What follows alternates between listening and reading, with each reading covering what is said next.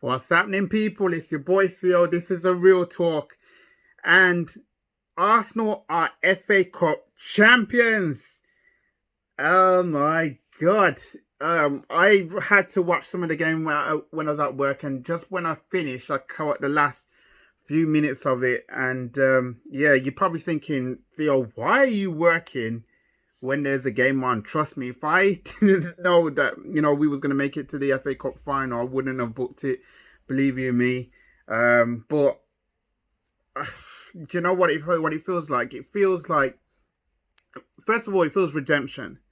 It feels redemption because last year in Baku, in the Europa League final, um, you know, I watched the game and we just got battered. We got humiliated. We it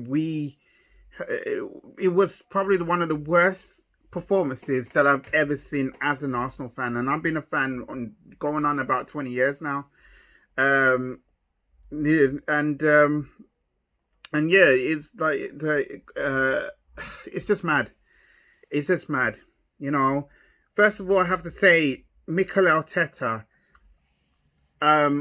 I think what he's done is he's come into a broken dressing room and he's changed the culture big time. He's got us playing in an organized way. He is trying to implement a new attitude, and it's working. I have to say, it's working.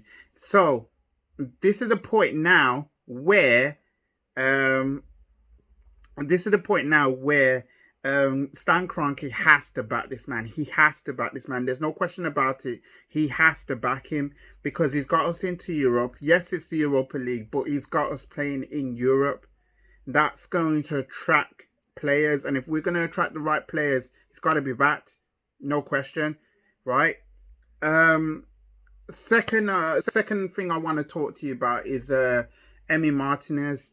10 years, 10 whole years he's been in the club, right? He's only played like a handful of games.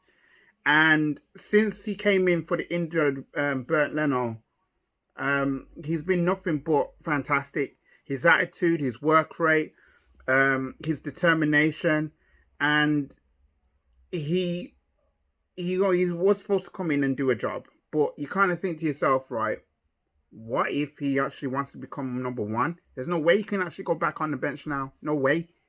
And I saw his interview at the end, and he can barely actually hold it together. He can barely come up with a few words because it just meant that much to him. And fair play to him, he deserves it. So hats off to him.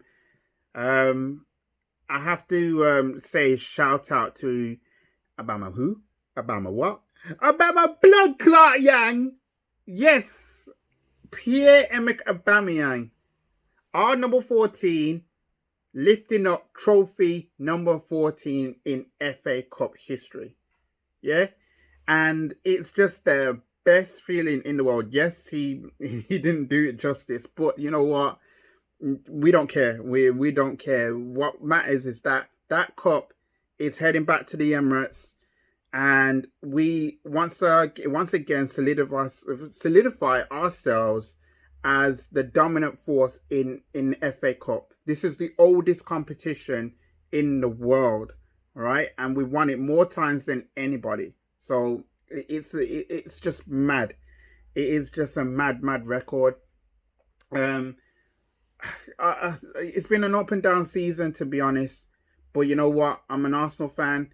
I'm forever proud as an Arsenal fan, whether we win, whether we lose, whether we draw. Like, I've still got love for this club. And it's just brilliant to actually see us winning another trophy. It feels good to win. I even got some McDonald's to actually celebrate. I'm going to eat that in a second. So, yeah, if you like this video, like it, subscribe, comment below. Let me know if you're an Arsenal fan. I know it just feels weird that we're not celebrating as we would have done had we been in the stadium and everything else. But honestly, it's still good to know that there's Gooners all around the world who are celebrating, and yeah, it just feels so good. and I just love it. I love being an Arsenal fan. Yes, it's stressful at times, but you know what? When you get victories that's like this, it feels amazing, and yeah, it just feels so good, so good. So yeah, I'm going to enjoy my McDonald's now. So in a bit, people, I'm out.